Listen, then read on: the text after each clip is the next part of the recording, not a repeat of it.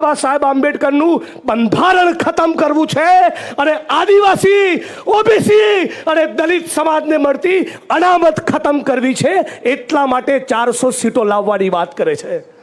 સાથીઓ, આ પ્રધાનમંત્રી અને એમની પાર્ટીને ઓળખવાની જરૂર છે। લાંબી વાત નથી કરવી।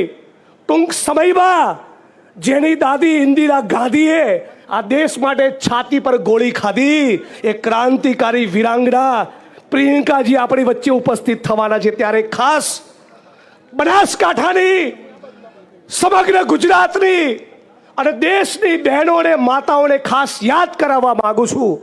હમણાં 2 દિવસ પહેલા હું કર્ણાટક હતો અને કર્ણાટકમાં ભારતીય જનતા પાર્ટી એ જેડીએસ નામની પાર્ટીના એક ઉમેદવારને ટેકો આપ્યો।